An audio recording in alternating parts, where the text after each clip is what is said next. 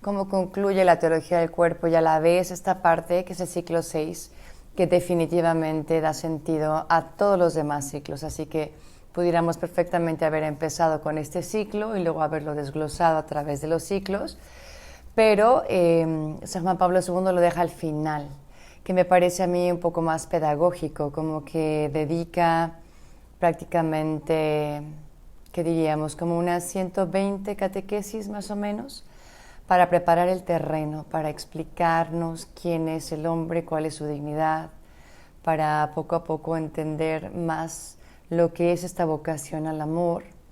Y después de invertir todo ese tiempo y todos esos años, porque acuérdense que decíamos que él invirtió 5 años completos hablando de la teología del cuerpo, finalmente llega a las últimas semanas, a las últimas audiencias, y uno entiende entonces la razón de ser de la teología del cuerpo, que era explicarnos con detenimiento estas dos verdades, ¿no? Quién es la persona humana y esa llamada a vivir realmente desde el amor.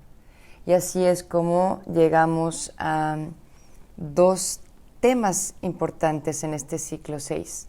El primero va a ser Humanae Vitae, como una respuesta a los interrogantes humanos, y luego la espiritualidad de la vocación y de la vida conyugal. Estas son catequesis que se pronunciaron desde julio 11 de 1984, no sé dónde estés, o dónde estabas en ese momento, pero bueno, a noviembre 28 de 1984. Son 16 catequesis, la verdad no son tantas. Y quiero comenzar leyéndoles un poco acerca de Humanae Vitae, que es la última encíclica que escribe Pablo VI. En la alocución del miércoles 31 de julio de 1968, el mismo Pablo VI confió a los fieles los sentimientos que lo habían guiado en el cumplimiento de su mandato apostólico, como que quería que entendiéramos de dónde venían esas reflexiones, que no habían sido simplemente un sentarse del Papa una mañana caprichosa para decir que esa era su voluntad y se acabó. Fue un largo proceso, dada la importancia de este tema y la gravedad de lo que estaba en juego. Y así, en palabras de Pablo VI, él dice: el primer sentimiento ha sido el de una gravísima responsabilidad. Ese sentimiento me ha introducido y sostenido en lo vivo del problema durante los 4 años requeridos para el estudio y la elaboración de esta encíclica. Les confieso que este sentimiento me ha hecho incluso sufrir no poco espiritualmente. Y también he rezado mucho, invocando las luces del Espíritu Santo, he puesto nuestra conciencia en la plena y libre disponibilidad a la voz de la verdad, tratando de interpretar la norma divina que vemos surgir de la intrínseca exigencia del auténtico amor humano, de las estructuras esenciales de la institución matrimonial, de la dignidad personal de los esposos, de su misión al servicio de la vida, así como de la santidad del matrimonio cristiano.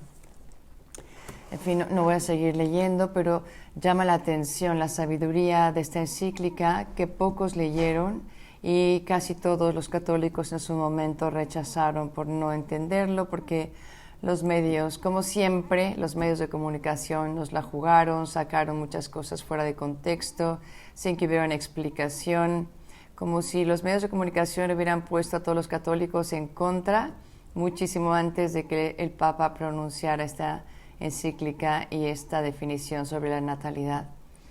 Y sí, pudieron haber juzgado a la Iglesia de pues muy antigua y que no se modernizaba, etcétera. Pero Pablo VI advierte en estas páginas, que son pocas, no crean que es tan larga esta encíclica, pero aseguraba que habían cosas esenciales con las que no podíamos jugar.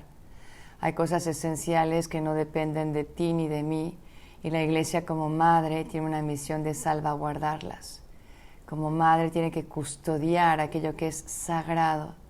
Y en este mundo vemos que, como dice Christopher West, lo más atacado en el mundo justamente coincide con lo más sagrado. Lo más atacado es lo más sagrado, y si no, pensemos el mundo de hoy y la confusión tan grande que hay alrededor de temas que son esenciales, ¿no? Como la vida, como el respeto humano, la caridad, el aborto, el matrimonio, la familia, en fin. Y Pablo VI dice: este es el resultado de un largo estudio, de toda una comisión, y mía, no solamente él, tenía toda una comisión que le ayudó a prepararlo. Y dice, finalmente, si no abrazan esta enseñanza de la Iglesia, yo profetizo, digo, obviamente no dijo estas palabras, yo estoy nada más parafraseando, pero es como si lo hubiera dicho ahí, yo profetizo que de no hacer caso a mis palabras, en unos cuantos años, digo, y estamos hablando del 68, ¿ok? Desde el 2020 estamos mirando a 1968, y él dice, yo profetizo que en algunos años sucederán 4 cosas si no hacemos caso a esta enseñanza. La primera, la mujer será usada como objeto. La segunda, habrá un aumento tremendo de la infidelidad y de los divorcios. Tercero, habrá una degradación moral en el mundo entero. Y por último, los gobiernos implantarán modos de control de población. Y yo les pregunto, ¿cuál de estos 4 no se ha cumplido? Porque mientras yo los decía, veía imágenes de nuestro mundo actual. Hoy mismo, en todas partes del mundo, esto es lo que se está viviendo. ¿Por qué? Porque pensamos que la Iglesia era una anticuada y que no sabía lo que era bueno para el hombre. Y sin embargo, la Iglesia siempre ha sabido que el hombre ha sido creado para ser feliz y que nuestra vocación para la felicidad está alineada con nuestra vocación al amor. Y si no sabemos amar y solamente empezamos a usarnos, empezamos a idolatrizar el placer y nos llevamos de corbata el valor de la vida y de la unión, qué tremendas son las consecuencias. Por tanto, vamos a ver ahora de qué hablaba un poquito, ¿no?, este tema en la encíclica, qué es lo que Juan Pablo II va a explicar.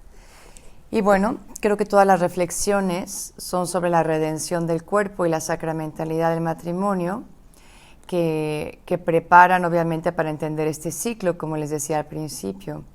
Es un verdadero comentario autorizado de la encíclica Humanae Vitae desde la antropología adecuada, es decir, entender correctamente a la persona humana, como ya hemos explicado en el ciclo 1, 2 y 3, y luego entender que el cuerpo tiene un lenguaje, que el cuerpo habla y tiene que hablar características de verdad. Y sobre la base de esta antropología adecuada y entendiendo esa dignidad propia del ser humano, se afronta entonces la difícil y urgente y siempre urgente tema de la procreación responsable. La Iglesia nunca ha dicho que nosotros tenemos que tener hijos como los conejos, ¿no?, sin ninguna clase de razonamiento y dejando a la naturaleza hablar por sí misma sin ton ni son. La Iglesia tampoco prescribe que al exhortarnos a ser generosos en la apertura a la vida, cada familia tiene que tener este número de hijos. Nunca encontrarán en ningún lado escrito que la Iglesia diga que tienes que tener 3, 4, 6, 8. Nunca dice un número. Solamente da como un clavado al corazón de cada persona para decirle, aquí en este corazón, yo te invito a ser generoso, a dar lo más que tú puedas dar dentro de la realidad que tú tienes. La Iglesia enseña que cualquier acto matrimonial debe permanecer por sí mismo abierto a la vida. Eso lo dice en Humanae Vitae 11. La verdad del lenguaje esponsal del cuerpo es propuesta como vía para entender en profundidad los 2 significados del acto conyugal, que últimamente parten del amor. Y desde el amor entonces vemos el significado unitivo, auténtico de esta unión conyugal. Y por otro lado, también desde el amor vemos el significado procreativo que lleva a la transmisión de la vida, a querer que nuestro amor no sea estéril. Humanevite crea las premisas para trazar las grandes líneas de la espiritualidad cristiana, de la vocación y de la vida conyugal. No tener presente esto sería una lectura parcial de la encíclica, ya que no es un documento meramente normativo.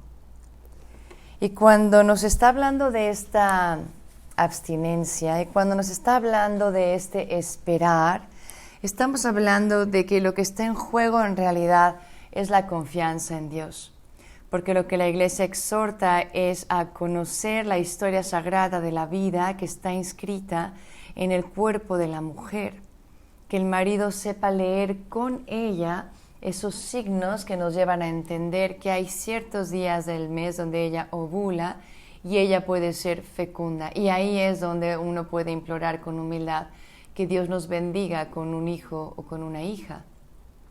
Y después de un discernimiento responsable, sincero de ambos delante de Dios, cada familia tiene que abrirse a la voluntad de Dios y según su circunstancia, la Iglesia dice, hay razones graves por las cuales uno pueda postergar el abrirse a la vida efectivamente, aunque en la actitud de esa apertura a la vida siempre tiene que estar presente, ¿no? Y dice razones graves y tampoco va a enumerar solamente esas son las razones graves. Le lleva a la pareja a ser muy sinceros con Dios y a meditar qué es una razón grave para ellos. Puede ser una situación económica delicada, esto lo digo yo, ¿ok? No lo dice la Iglesia. Puede ser una situación muy frágil de la psicología de la mujer, de una depresión postpartum que se ha alargado, ¿no? Puede ser la enfermedad de uno de los dos que sería una irresponsabilidad concebir en ese momento, no lo sé. Una razón grave para poder espaciar, para poder esperar en la abstinencia de esos días que son fecundos. O por el contrario, cuando no encontramos razones graves, el poder abrirnos a la vida y justamente y sobre todo en esos días, un día sí, un día no, pero en esos días de ovulación, el poder entonces abrirnos plenamente y suplicarle al Señor que les bendiga con la vida.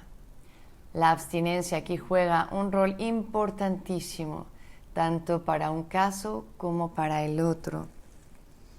Pero últimamente lo que está en juego y lo que este mundo necesita, que a veces parece que carece de esto que es fundamental, es la confianza en Dios.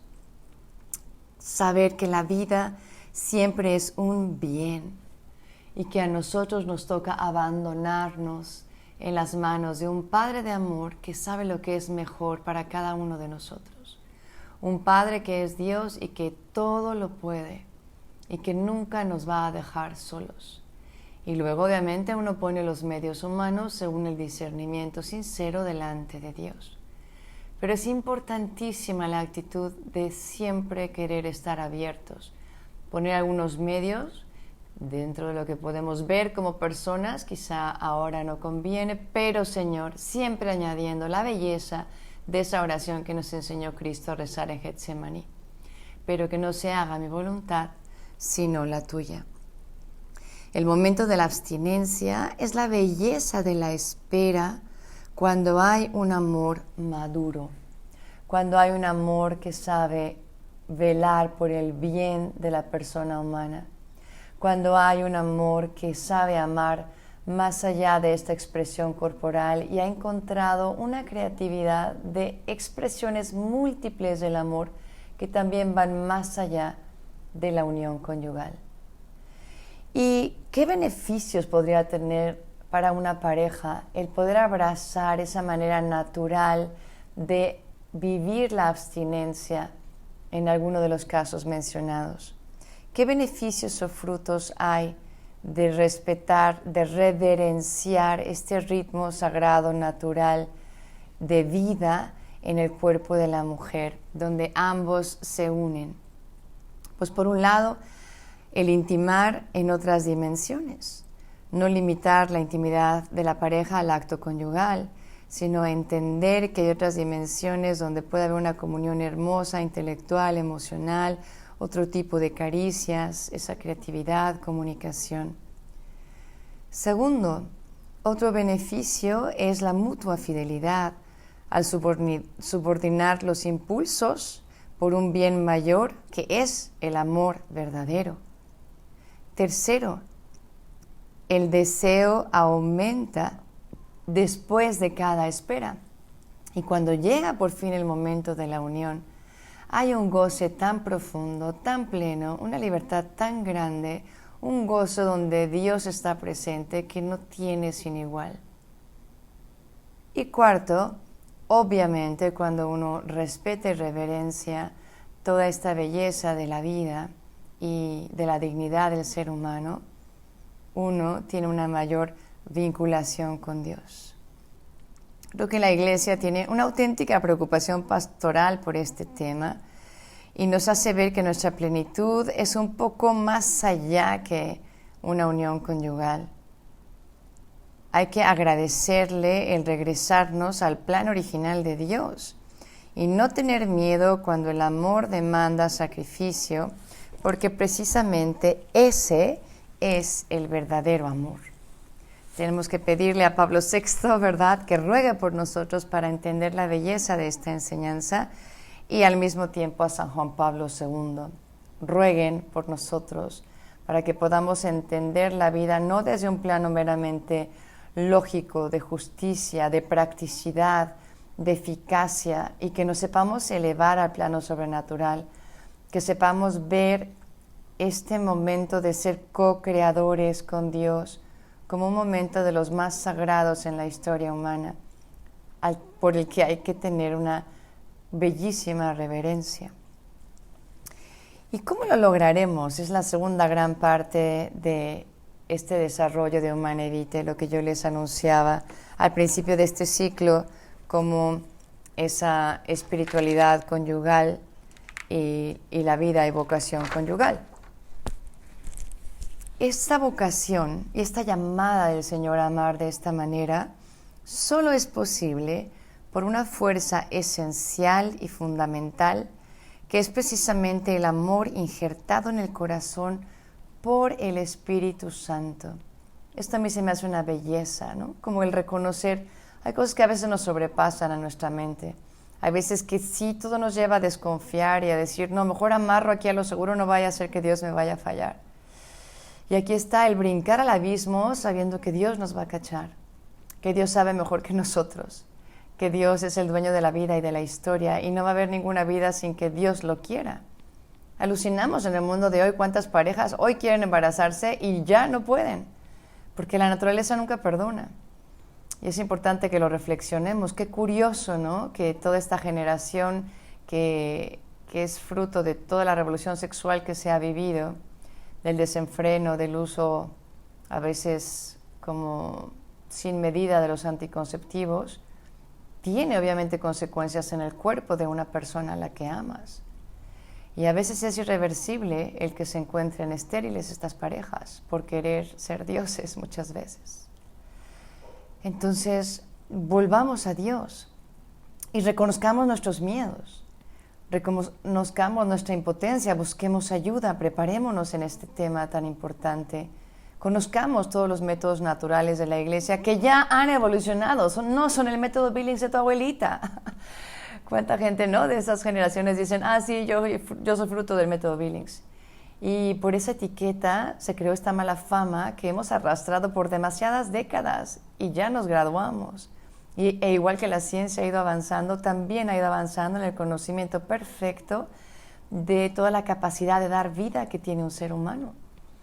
Entonces, claro, podemos en ese conocimiento como aprovecharnos para poder estar unidos a lo que Dios nos pide, pero a la vez con una actitud de apertura a la vida.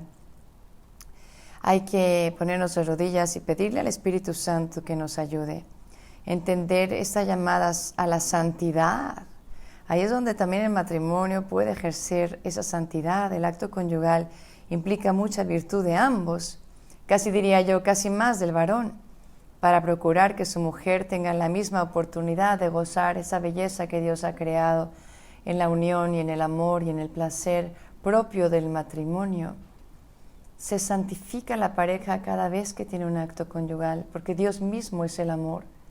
Y últimamente no estamos buscando el placer o el sexo por el sexo, sino estamos buscando la expresión más grande de la intimidad más hermosa que existe sobre la tierra, que es la unión conyugal en el matrimonio.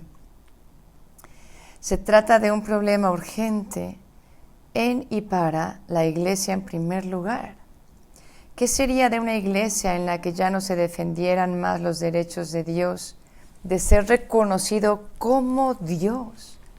De una iglesia que se contentara, por ejemplo, solo con confesar de palabra a Dios Padre Creador, como hace en el credo, y después en la realidad se olvidara lo que hemos confesado.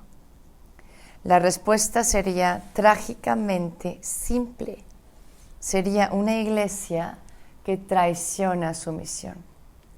Y la iglesia es madre y no puede negar la misión que tiene de cuidarnos como hijos amados. Y la iglesia cuida de toda la persona humana, de la integridad, del bien total del ser humano. Es terrible escuchar muchas veces, inclusive de los católicos, que la iglesia no tiene nada que ver en toda la parte de la sexualidad, que Dios no tiene por qué meterse a su recámara en la intimidad conyugal. Y yo me pregunto, si verdaderamente estamos buscando el amor y has sacado a Dios, que es amor, por la ventana, porque tú solo te quieres quedar en la recámara para vivir tu sexualidad, yo me pregunto, ¿qué es lo que se vive en esa recámara? ¿No será que finalmente traspasamos los límites de lo humano y terminamos con razones de amor disfrazando nuestro egoísmo? Y terminamos entonces usando a la persona que deberíamos amar como un bien en sí mismo, como el fin que ella o que él es. La persona humana, dice Juan Pablo II, es un bien tal que solo merece ser amada, que la única relación que podemos tener con esa persona es una relación desde el amor. Y por tanto, nunca podemos usar a una persona como un medio para un fin. Nunca puedes convertir a tu pareja en un objeto para poder obtener placer. Eso sería un egoísmo fatal. Entonces, el buscar que en este acto ambas personas lo vivan como corresponde a la dignidad de la persona humana, con toda la pasión, claro que sí, con toda la energía, la fuerza, pero también con todo el verdadero amor que entraña el entrar a formar parte de este dinamismo hermoso de comunión y de unión que nos asemeja a la Santísima Trinidad, suplicando de rodillas que el Espíritu Santo nos enseñe a amar en esos momentos para poder ser realmente imágenes de Dios, para poder realmente llegar al goce más pleno que Dios ha querido para cada uno de los esposos. Dios no es un aguafiestas. Dios quiere que finalmente ese acto deje los corazones de ambos esposos llenos, plenos, verdaderamente felices. Y ustedes no me dejarán mentir. Cuando seguimos las fórmulas del mundo y pensamos que todo lo importante es experimentar solo un placer y terminamos usándonos unos a otros, díganme con sinceridad si finalmente el corazón termina lleno, feliz, con paz. La teología del cuerpo, termino, es una profundización teológica y antropológica de la encíclica de Pablo VI, con el fin de mostrar las razones por las que la norma enseñada es verdadera y practicable para todos. Si lo que yo he dicho hasta este momento no resuena contigo, si mientras yo hablo hay algo en ti que quiere como levantarse en armas y rebelarse y gritarme y enojarse conmigo, te comprendo. Yo no he sido justa preparándote con 5 sesiones de 25 minutos cada una para que entendieras esta belleza. Pero te invito a que busques la verdad. Te invito a que busques conocer a fondo la riqueza de esta teología del cuerpo que está llamada a ser una bomba atómica que explote con consecuencias que son ya impredecibles. Te invito a que te pongas estos lentes para que puedas ver a tu vida ya no en blanco y negro, sino a todo color. Dios los bendiga. Estoy en mis redes para quien lo necesite, Rebeca Barba, Teología del Cuerpo, en Facebook y en YouTube. Y en Instagram me pueden encontrar como Rebeca Barba R. Que Dios los bendiga. Me lo explico el amor.